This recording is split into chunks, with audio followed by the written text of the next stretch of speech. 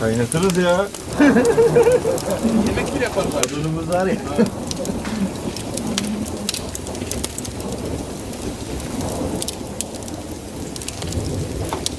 Yağmurda çok ıslandık.